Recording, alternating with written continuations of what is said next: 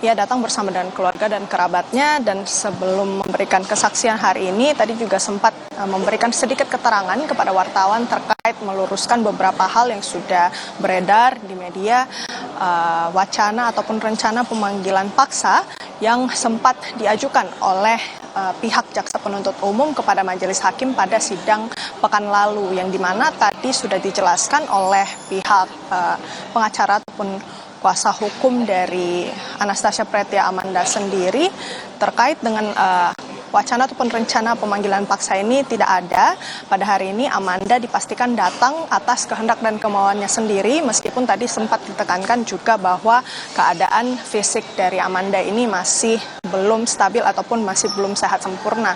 Karena kita ketahui 2 kali mangkir dari pemanggilan dalam agenda pemeriksaan saksi di sidang kasus penganiayaan berat terhadap David Ozora. Ia mangkir 2 kali karena alasan kesehatan, adanya batu ginjal begitu ya, yang perlu dioperasi dan perlu dilakukan pemulihan. Ia membutuhkan waktu sehingga dibutuhkan kurang lebih 2 kali operasi begitu, sehingga pada akhirnya hari ini ia memutuskan untuk hadir. Untuk mendengarkan lebih lanjut terkait dengan kehadiran Amanda pada hari ini, mari kita dengarkan keterangan dari kuasa hukum APA Anastasia Pretya Amanda, Enita Adya Laksmita, berikut ini. Tidak ada mempersulit baik dari rumah sakit maupun keluarga untuk menghalang-halangi kehadiran daripada persidangan ini.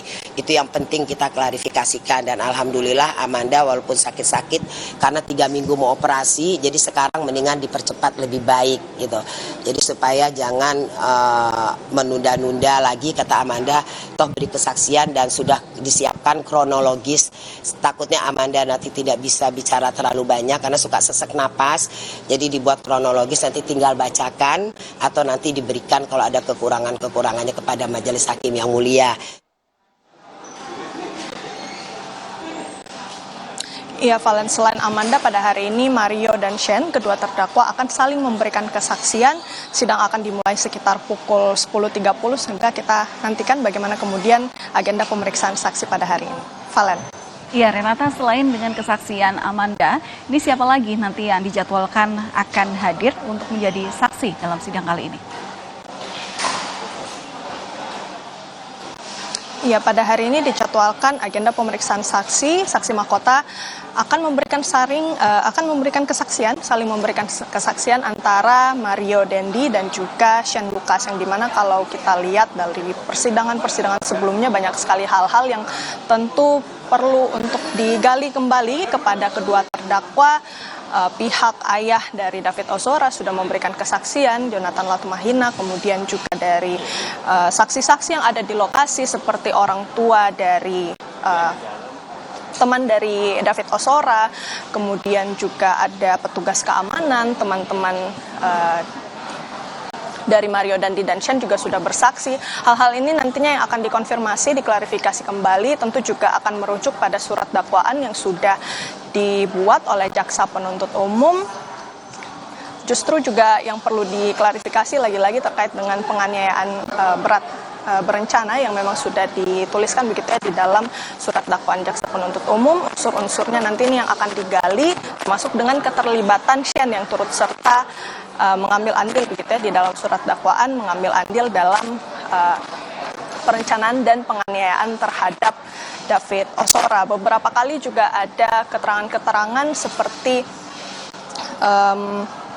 adanya dugaan bahwa tekanan psikologis yang dilakukan oleh Mario Dendi terhadap Shane Lucas yang disampaikan oleh Jonathan Latumahina maupun tim kuasa hukum dari Shane Lucas. Ini pun juga yang menarik, nantinya apakah akan digali oleh majelis hakim maupun jaksa penuntut umum, juga ini nanti kita nantikan.